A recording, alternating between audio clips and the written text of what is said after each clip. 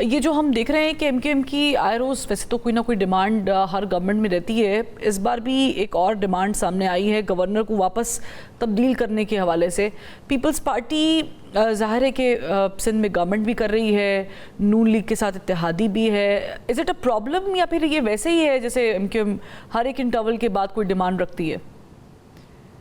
देखिए, ये एमक्यूएम जाने, हुकूमत जाने, ये उनका मामला है कि क्या उन पे डिमांड रखते हैं क्या नहीं रखते। पर्टिकुलरली फारूक सत्तार साहब की बार बार ये डिमांड जरूर आ रही है, लेकिन जाहिर है गवर्नमेंट ने एक कमिटमेंट की थी, वो कमिटमेंट के मुताबिक उन्होंने गवर्नर को पहले दिन से चेंज करना था। वो इतना टाइम भी थोड़ा थोड़ा करके किसी न किसी रीजन की वजह से वो एक्सटेंड करते गए, लेकिन आखिर तो कंप्लाई विद करना होगा। ये तो राइटिंग में है, ब्लैक एंड वाइट में ये सारी चीजें लिखी हुई हैं। तो पार्ट ऑफ द एग्रीमेंट जिसके तहत हुकूमत बनी थी। तो फिर अब उस पे डिमांड्स करना या क्या, हुकूमत ठीक है, अगर हुकूमत ये प्रेशर लेना चाहती है ले हमारा कोई पीपल्स पार्टी का कोई बात नहीं। कोई रोल मौजूद है क्योंकि एमक्यूएम के कहती है कि हमें भी तो हिस्सा मिलना चाहिए और पीपल्स पार्टी भी उसमें मौजूद थी। जामिन वो आप पहुंच जाने ना, देखें, नहीं दैट्स फाइन, उनको हिस्सा जो भी मिलना चाहिए या नहीं मिलना चाहिए ना, वो जिनके कोलिशन पार्टनर है उनसे बात करें ना, हमारे तो पार्टनर्स नहीं है। वो गवर्नमेंट से वो बात करें। पीपल्स पार्टी को क्यों बीच में यूज करते हैं? हम तो सिर्फ ये कह रहे थे कि जी आपने फ्रॉम डे वन जो राइटिंग में जिस बेसिस पे हुकूमत बनी थी वो इम्प्लीमेंट करें।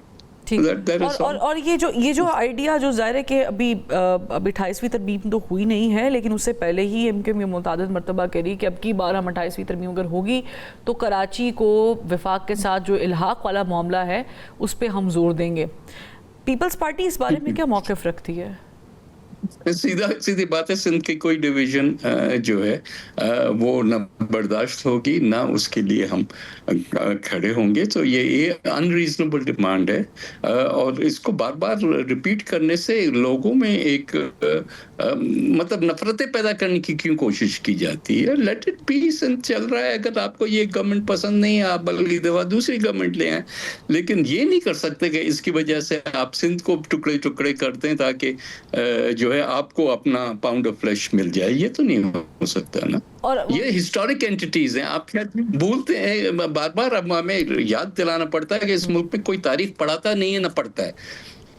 भाई सिंध कोई आज की एंटिटी नहीं है, या सिंध ऐसी कोई एंटिटी नहीं है जो कि इन्होंने आके बना दी हो और उसको 4 डिवीजन्स में जो है बनाती हो। सिंध हिस्टोरिकली थ्रू सेंचुरीज एक एंटिटी है। आप गवर्नमेंट के साथ हिस्सेदार हैं या जितना आपने गवर्नमेंट को बैक किया हुआ है to form a democratic government, Noon League की बात कर रही हूँ, उतना ज़ाहिर है कि MQM takes credit as well कि हमने भी तो देखे गवर्नमेंट को सपोर्ट किया है।